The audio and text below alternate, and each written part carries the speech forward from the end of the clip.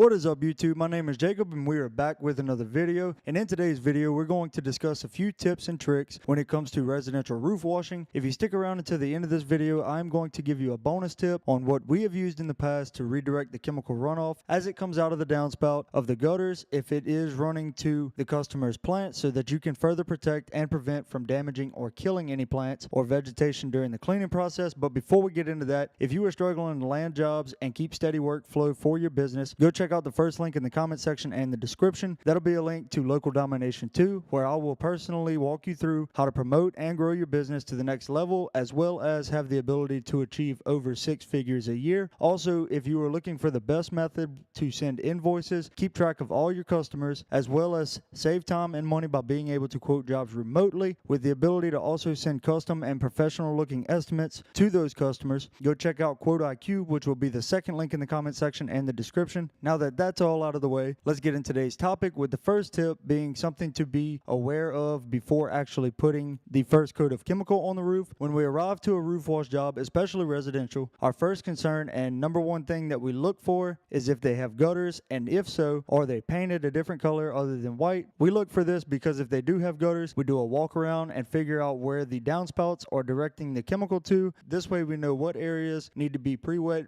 maybe more than other areas. If they run down into some plants or flower beds, if they don't have gutters, then we know that we need to not only pre-wet all of the grass and plants and vegetation, but also keep as much water as possible on all of the plants and vegetation throughout the process of actually cleaning the roof. This is normally our number one concern due to the hotter mix that most roof washes require. We typically like to run around a 4 to 5% on shingle roof washes. This normally will prevent a substantial amount of hot spots that are left after the first initial coat. If they have gutters, tip number 2 that we take note of when arriving to a roof wash job is, are these gutters a different color other than white? Like I mentioned before, if they are white, you typically don't have to babysit them, as we like to call it, as much as you do if they are painted a color such as a dark brown like the ones you're seeing in this video. If they are painted a different color other than white, then we always make sure to pre-wet the gutters before or during the cleaning, or both. We have had issues in the past where we have used a hot mix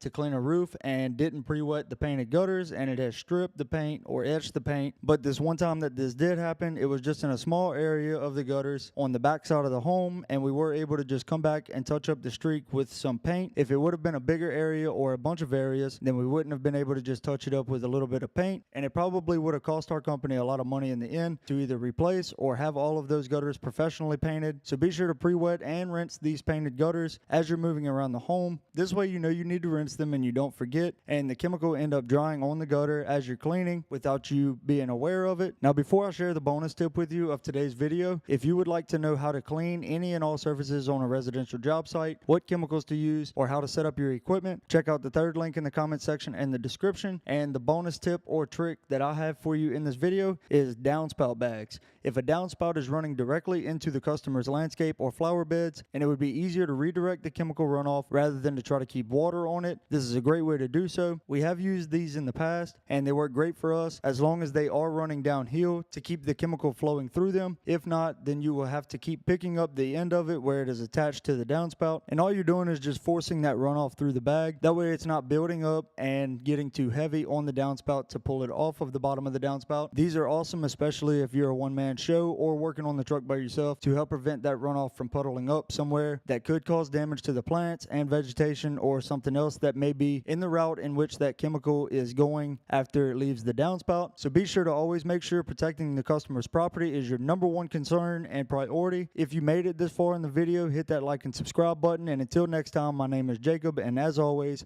y'all stay happy, humble, and money hungry.